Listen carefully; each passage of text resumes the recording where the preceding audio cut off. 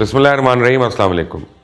ऐसा लगता है कि तहरीक इंसाफ की हुकूमत साहिल पे खड़ी पिकनिक मना रही है और अपने सियासी दुश्मनों की उन पे फप्तियाँ कस कस के कह के लगा रही है, लेकिन सानिया मरी की तरह महकमा मौसमियात की रिपोर्ट को नज़रअंदाज करते हुए अवामी नफरत की सुनामी से गुमराह है।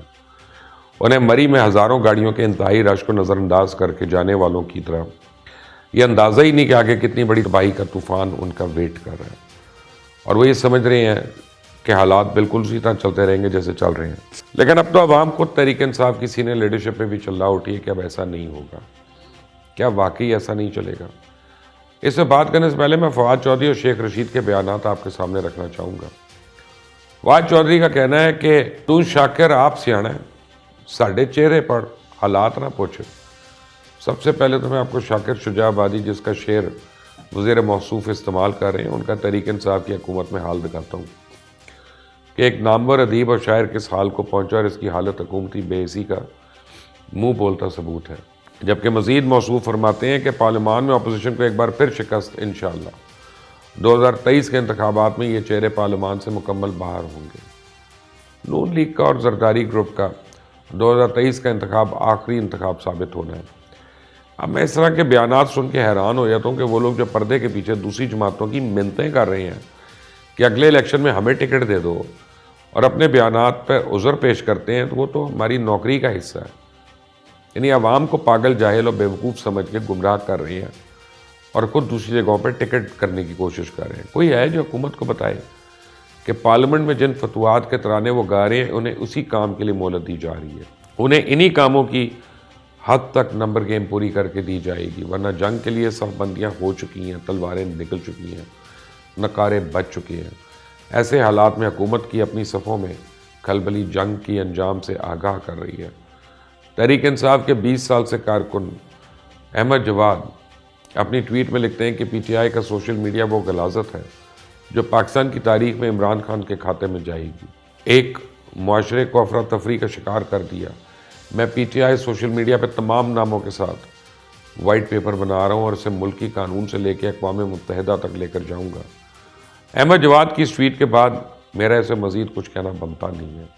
बहरहाल एक और नामवर वज़ीर जो इस हुकूमत में वज़ीर दाखिला हैं, जिन्होंने हमेशा अपनी कारकर्दगी की बजाय जोश खिताबत से जगह बनाई है, फरमाते हैं कि चोरों, डाकुओं और कम ज़रफ़ों ने मुल्क को इतना लूटा कि बार बार IMF के पास जाना पड़ा।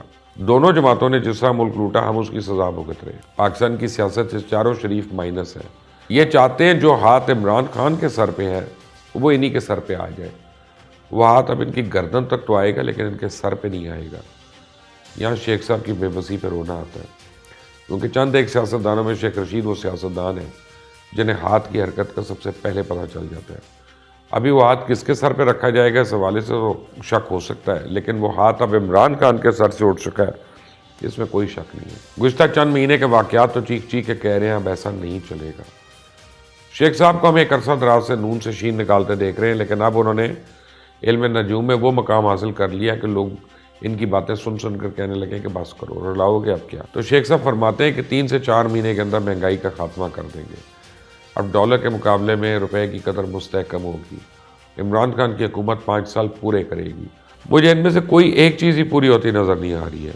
शेख साहब ने हालात ठीक होने के लिए अप्रैल का महीना दिया, जबकि मेरी इत्तलात के मुताबिक इस हुकूमत का कट्टा कट्टी मार्च में निकल आएगा। यही वजह है कि टाइमलाइन इससे आगे की दी जा रही है। ना नौमन तेल होगा, ना राधा नाचेगी।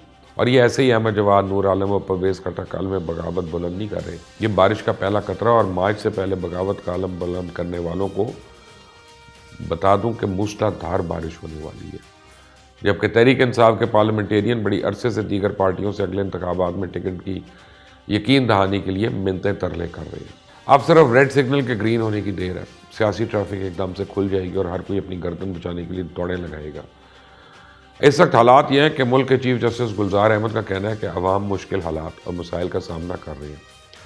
हुकूमतों की तरफ से मसाइल पर तवज्जो ना देने से अदालतों को बुनियादी हकूक़ के लिए इक़दामात करने पड़ते हैं। आम और छोटी चीज़ें जो हुकूमतों को करनी चाहिए वो नहीं हो रही, उससे अदालतों पर बोझ बढ़ रहा है। लेकिन इस वक्त हुकूमत की अव्वलीन तरजीह है क्या? वो दबे मुर्दे अखाड़ कर अवाम को गुमराह कर रही है।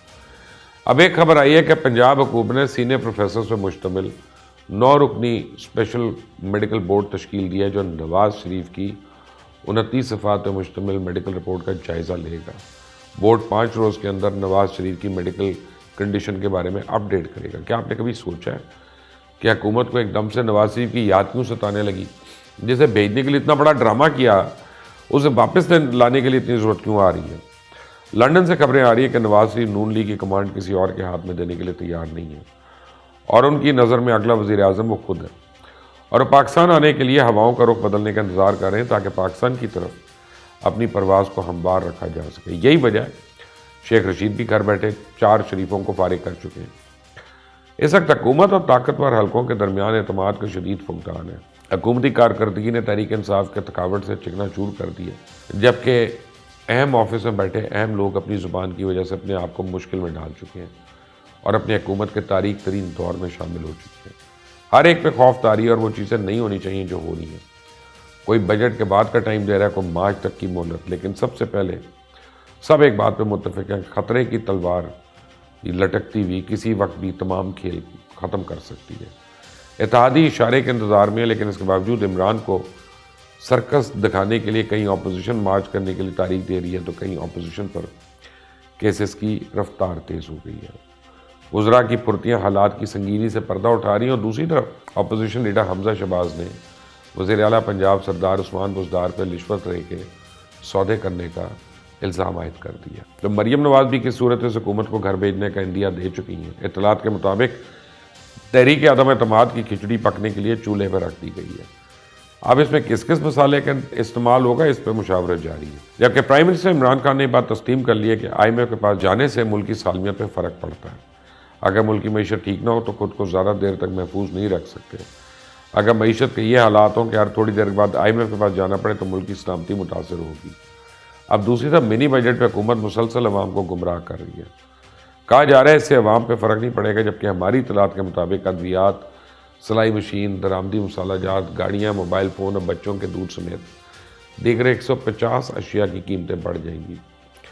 آپ اس حکومت کی مکاری دیکھیں، اس منی بجٹ میں یہ شک رکھی گئی ہے کہ 500 روپے زیادہ مہنگا فارمولا دودھ پر 70% ٹیکس لگے گا۔ اب ان سے کوئی پوچھے اس وقت ایسا کون سا فارمولا دودھ ہے جو 1200 روپے سے بھی کم سستا ہو؟ 500 تو دور کی بات ہے۔ چھوٹی دکانوں پہ فروخت ہونے والی ڈبل روٹی، بن، سوئیاں، نان، چپاتی، شیرمال پر تو ٹیکس لاگو نہیں ہوگا، لیکن ٹیئر 1 میں شامل بیکریز، ریسٹورنٹس، فوڈ چینز اور مٹھائی کی دکانوں پہ ان اشیاء کی فروخت پہ ٹیکس نافذ ہوگا۔ اس کے علاوہ درآمدی نیوز پرنٹ، اخبارات، جرائد، کاسمیٹکس، کتابیں، سلائی مشین، امپورٹڈ زندہ جانور، مرغیوں پہ مزید ٹیکس ہو جائے گا، جبکہ کپاس کے بیج، پولٹری سے متعلق مشینری، اسٹیشنری، سونا چاندی، اسی قیمت میں بھی اضافہ ہوگا۔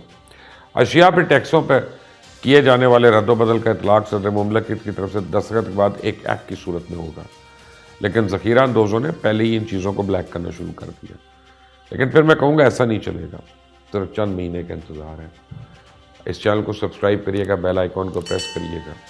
انٹل نیکسٹ ٹائم، اللہ حافظ۔